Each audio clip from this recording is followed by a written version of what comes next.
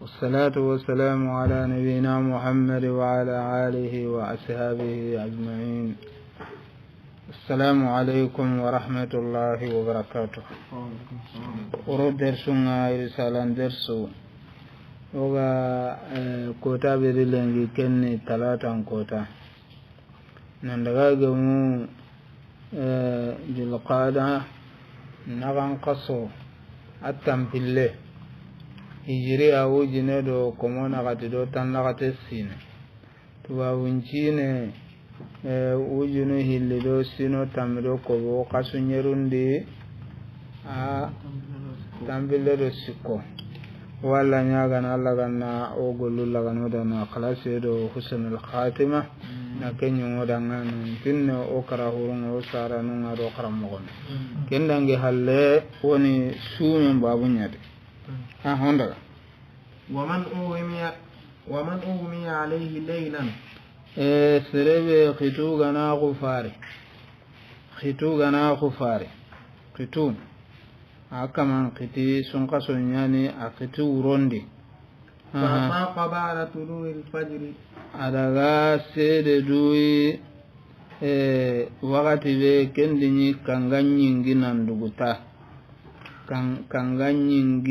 nanduguta amana fejiri bogu nanduguta فعليه قضاء الصوم kin kama cu akota sumen antugaden di wajobindi misale huanda kama kita akhiti urondi aga sere no dui ma sukuba kin kota sumen di toko kin kota sumen di toko ولا يقضي من الصلوات ka atawarni sume ke tuga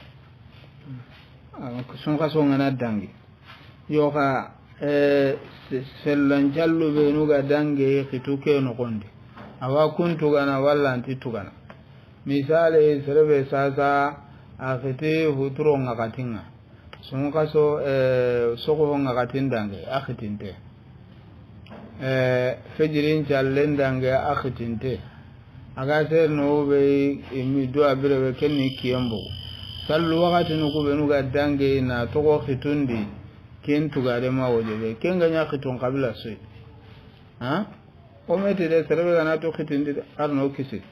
o be no ga ituburu mutu na awa awtu manga khiti anke nyimi andi kellamo ho dan keto an khiti walla do to runga jarna de khitindi kesu khitu anti salle ge tugana awa sumen tugana awo ya garen na ro kasondi sun kasondi agedi bitonu benunya aganti sumun awa ken kumbito gana awa sun kasongana dange awa bito ku sumen tugana ka anti sallu ku kun tugana ولا يقضي من الصلوات إلا ما أفاق في وقته agandanya aga khitiketa aga sere ne du birebe asere du salle wa wakatin nogondi kenje misale asere du salle hanan wakatin nogondi kebira salle hana keke nchallini kempeti tugare keta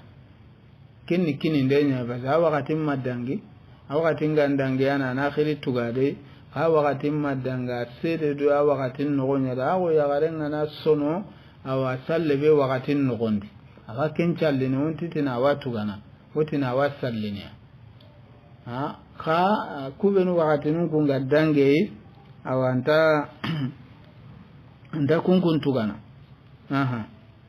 وينبغي للصائم أن يحفظ لسانه kebire keta menin tokono keta aga harini hinu benu gankawa sumanan ni deberi ahi kono hinu ani sumen kane seriandi muramma ya anyange muren koto khadi sumen nogondi ani nenen tanga nene ni hobro korkore ay tuwana yogote yatima ho ngara gankawa iwi kasonga na nene mbaga tuwana iti nene nganya digame nganya kire isu kure ni nyana khaskulle anyana kanginya yoga oganati kure kenne ade annan kuru bakka homma ga kibe ga man kare kare ka kibe ga ran kare kare nan kuru baka ken kamma ken beti jomade o misale ndi ganati sada ka gumebe nanti anti selingera ka baka jiti ken hele kenya anke nga korende ho bure nyengo ho sire nyengo kinternanda takari selingendira kallo quronda raro jinda amma hoko an jinga gante minna yo kini akibe ga man kare kare wa jawarihu hadan cu hunun cu angolin yanyokuncu ho junubura ga kitenedi Allah subhanahu wa ta'ala ade hadamaren me suhunun yere yaro hadamaren men junubul laga kitenedi bane sui ajannaba walla kunyan yeruwa suhunu kunyeri be ga ngabane surawa jahannaba laqan munyinanda arno kisi ade torul langa na yagom pilliranga na nugunne langa na laqal langa igande ngayan kanatai na awasa nene langa na tanum pilliranga na kane ranga kuho sugadi arawa junubun kinyanki na serenga ka aho qoron nikanga kimpai nene nye ase hube ga bonno agana bonara ganta ka surono nene ntake gantedi allogo illa lagano kisi o suhunum mantoranga suhunu goga ho sugadi Allah subhanahu wa ta'ala de kinanga kale handenye anna korosi gan kawarono no kebe alla iganta kawarono no kebe junubun takandi tonyen junubun yogonu wodi kunga ya ko nya kam ayogo wodi awa torun kamma wa Allah subhanahu wa ta'ala gedi takandi anda ngamo gobe ada susu togon ko qur'ana asu ari nema no ku jatandanga huwa alladhi ansha'akum wa ja'ala lakum sam'a wal absar wa fa'idata qalilan ma tashkurun ku hinu sikibe kundu ada maram men chuhun qore agbe me alla gari ku hinu sikibane be jate ni kinanga ona ken korosi de yere wonci gere kamma honne de Allah ti igi Allah be gida gataga na nyaga men harbani na mugunya ngagadan na ngori nyagada na sondo men kinagai ka hube gi ki Allah kufana ke sondo me awa doke ya ga doke toro khibarenda logo yelli kufande ge ureni aba nan taw nan ta alhamdulillah Allah din ngorinde Allah din nyakundu la muruhon petike ngaw muruhon ne an Allah kufa ya go kubena Allah gadi nema an kamman kinanga agadi sergebe kumei annam maga Allah kutati Allah maga Allah butunditi ya go kuy annam maga Allah butunditi toru kuy annam maga Allah butunditi sondo meke baka ku hinu hisikibe kunda gadi ko sondo meke ado yago do awa do mugu adamare mengana irini dunadi ado bane ke alli na timmante hana kingeni mugu bito gana karani ana sage hon Allah masina tamudo jati gebe sondo men kana sage fo famu oke sondo me kundu Allah farendi gamu ke kama sallallahu alaihi wasallam ago fil jasadi mudaqa nada ay hadith al-lagaru ke tin kundura bucin aga suro heten churo aga bono heten bono woni mene hamunu kedi hadith kedo ke digame do ke qur'ana da ke ayo kundu ku ke ya godo kutoro ku ane khibarun kinni sondo men lan ta fikiranya na abadan ho kamma mana mugwa hana walla na ngori afikiram puntini bakandi mugo walla ndi ngori bo kebire yaage ngana sondo men khibari walla turongeri sondo men khibari sondo men na fikira mutu keta agana fikira mutu keta kenya ni patron ana dunge ngini suhununga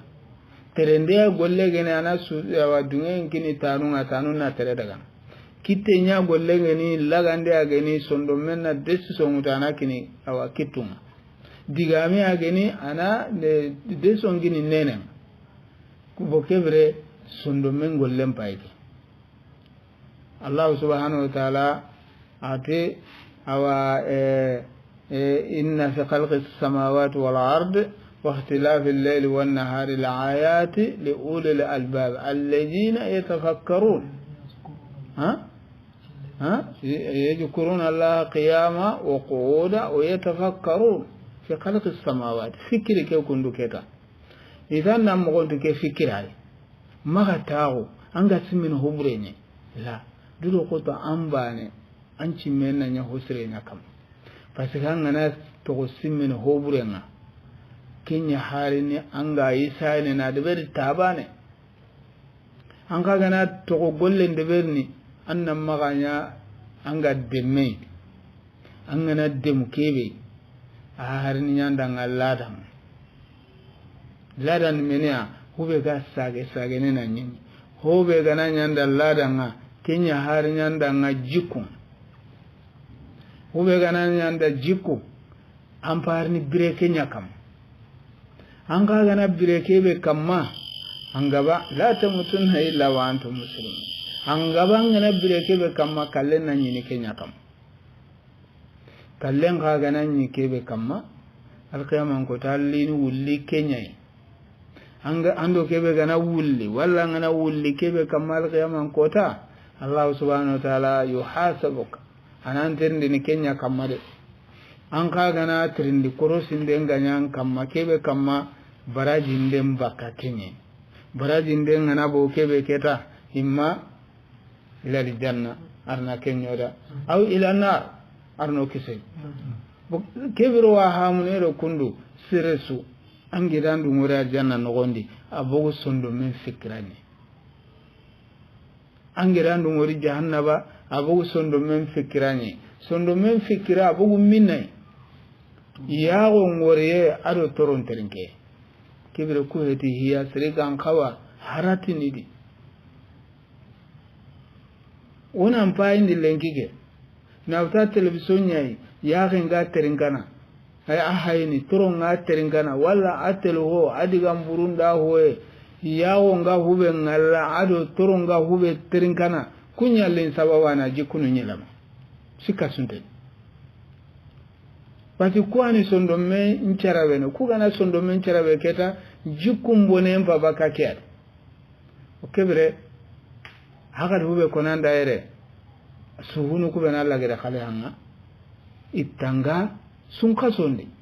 yalla digame ko urene ya sunka son tana kenka ai itanga ndengo joba anga sunka solien kane sunka solli halle gadanna hotalanka hay amana hoko sikirten ancanga sono gonna da ancanga le ke suro daga andi sangale ciginde hamma kharas hatta hodi manka andi sangale cigindi ama kharasi sugu dinko ndo na dinko lantiro no ka sugu le mungu laro no sel mungu laro no hatta honne di sikirten awa manka mi angere kharas na andi sasellai na kharasi na botella har sel ngera tagarono inati kati di kancangallende bere har sel ngera tagarono gebrange di kanci kirte sel ngera gan tagarono dulo ko tanna nyonki ke ga sikirte yongi ke ga sikirte yongi sikirte nde nyanati mene ati suhunun korosinde suhunu angama suhunun korosisu sikirte ma kite yonki yalla la gono dem agobo ka ala kulli hal hinwani wono haklen tokid ويعظم من شهر رمضان ما عظم الله سبحانه الله be agiran taga na sunka son taga ari sunka son poroman doro an kana sunka son poroman doro sunka son na kaso berentenya el boyen gine jingine ngamon Allah sunka son doro ti gebe awagile haraga na kampe na qur'ana yang kandi sunka sondi na lailatul qadr sunka sondi ku sunni sunka so awanduron ta hinu yogoy ولا يقرب الصائم النساء بوطء yagare magatin to yagare an ka gume magatin te tanga daga me murne sun katonde diga men ni dan palale nyai me haramen diga men dilo ken ولا مباشرة magatin te mimia annam maga magan kita kebe gan chumen bonondini ولا قبلة للذة في نهار رمضان andage manna nyakan chumbuti daga me sumbunde sun kason kiyende amma uron kendi basinte hinu dan tanto wanunga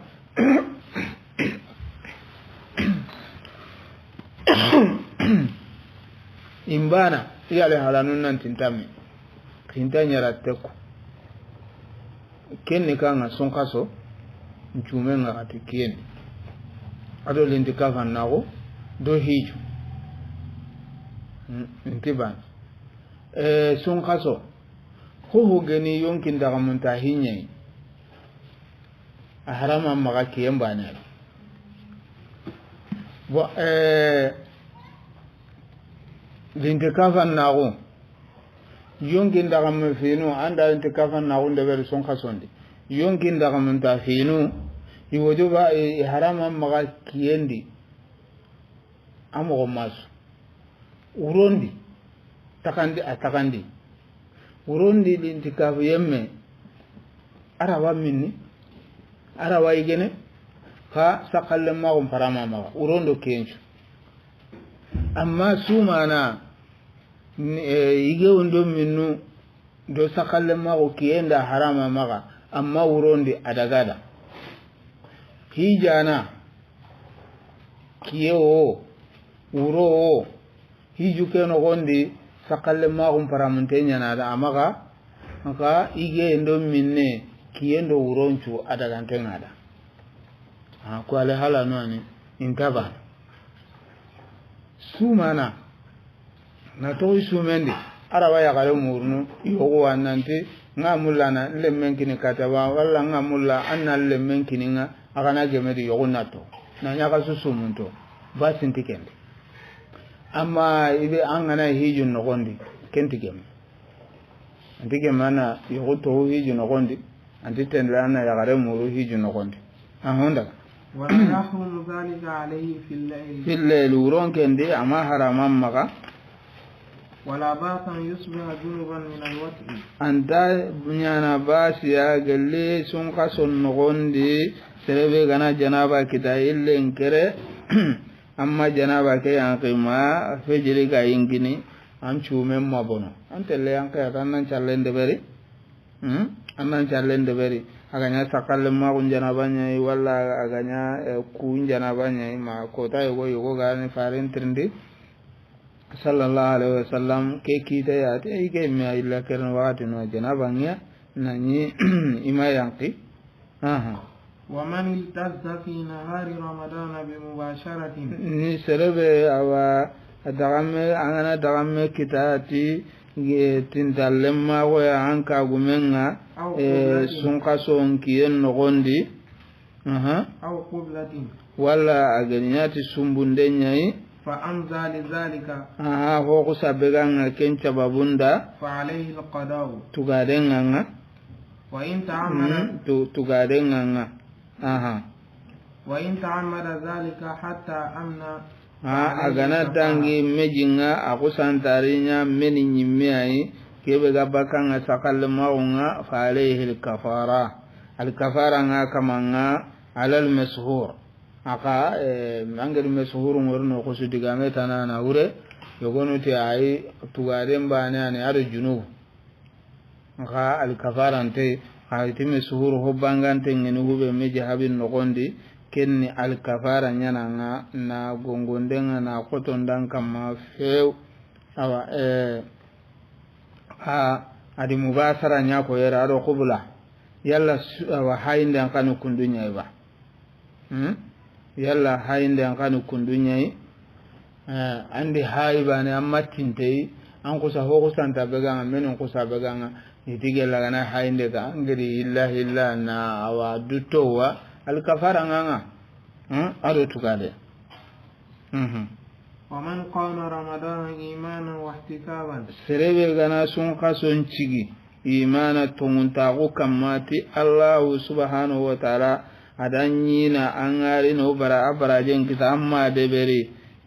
ti awasoronna ko nanto sudo kawlo kati su di awa wurin cikenya walla kemmetana wahtisaba anda ajigi gannante kontu bagande wa anda ke golle kamalla no kunga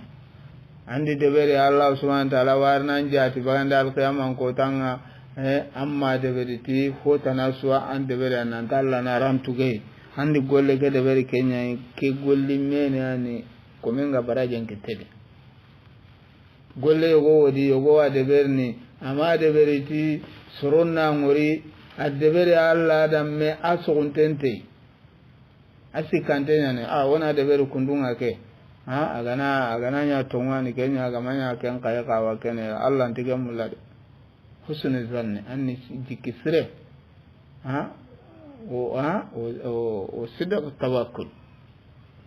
jikisre anna digital lay hatta ando alla komonna jikisire nya simma anda Allah komonna angolun no gondi jikisire nya simma nga ke golle be de berne Allah nin tugeneya maga Allah simma nene ndanai anta haka do wala ke golle petete wona baraje ke da Allah maga kencimma asimma nan tugana ge ben khaimi غفر له ما تقدم من ذنبه kebire angaroti kiya isu Allah subhanahu wa ta'ala hon kafarandanga ho ganya gelli junubunu benu ganya gella an junubunu nga ho benu gandalla naga me wande hakkum pede wandi junubunu angedi to nyundu benu debere anka palle monga alla ko monga aya son kason cikenta kun junubun nyampanada son kason cikke ta kun junubun nyampanade hijun ta kun nyampanade yambe nyamura kama maga gella kaman gidan toko keta Allah ntaka yampe murna maga akara dan toko antaka sigiratu anna kafarge smuri ngobondada anna duwa ngobondada Allah hinne katia akella wa anjunu ke girndini bakkan kamaka wurun challe kiran chume delle nganu Allah faare sallallahu alaihi wasallam idi yagare go hin konada nanti kati yagare hulana awurun cikiya awurun akiran cumuno ida magan kutu mo siriti allam beti allan kannenga ka awita galmun torona ate fohiya finnar amma ngor tagalen tore menini wande haqqe irike agare gibaren ko na jakina jakke kay gari ke jammu bane saka kamma nande qawa tagalen torna tawayin bende ando serewa me karam ma onti sen kenya la tagallem yagare walla yugo ando kebe ga kompende tagallem fanam peti kenya yagare ankina yugo anyakke an tagallem fana hananni kiya an ganya ku toronda nan an tagallen torana bo kebira Allah fare sallallahu alaihi wasallam ageti ki agare be geta tagallem mon torno ga betina geta wa imbendi yalla ngendi mene ham gella ganani har tagallumu benu gamma ga kundan no gondu kungetan cirenne anki na metan cirenne anya kemetan cirenne anke toranga kwa kama eski tagallen tinte angana ken toranga daga tagallen latenya doro andi hokita ken amma hokita allemme antagallen manyani ancarana antagallen manyani kibire hukibege wa mirana nanti tagallen kinniya an kan do kebe ga kerni me la anno kebe me ga me kama kompendi me anan tagallen fanani ken tudo koto kinya nan curento ken go tanda usaje wotanka adiga me go ko wasiran ko don ko sono mo usri ati sersu ga mulaina ida Allah na kantu gelanda Allah na ga lingengeni walla lingi hata mala to atanya kentirnde telanya kingetan cireni su ama gare sitangati maka haristika tandalla dum walla ankina trend ankina getan cirena ama gare sitanga so andalla sirena di kedigame usa yogoda kedigame ko digame kangana ure hay kaba finyane ha angana kedigame ure anna daga simme faren digame nga sallallahu alaihi wasallam ataka so sirenni sirebe ga suro kati idungonu awai ki an ciro kati dungonu na kota kasu mana yan pesa kai kebirona atun nanti sun kason cike aga junubunu benu yampana keni junubunu benu gandalla na mahara mare mun junubu ando kunna ya gan bagandi de setane gidangi rukubenu toro ando kunna ya gan baganda nan dura gamma ga hotana ka haisa danga kala nan nimis annan maga hotana ka hay onda wa in kunta fihi bima tayassara ke digame kundu faren padi senyana kama sallallahu alaihi wasallam ati man qama ramadana imana wa ihtisaba ghufira lahu ma taqaddama min jambihi honyampa kebe awasa aga kande gella an putundu hinunga wa in kunta fihi bima tayassara gelangana sun kason cigi ti haqqe be aga nuwan kamma fadhalika mardugun fadluhu aga nya har haqqe be sui ketan kenga keti sun kason na filanya na ti kenya kenni jigi huwaye ahsanun ta jigi huwaye ti kengolle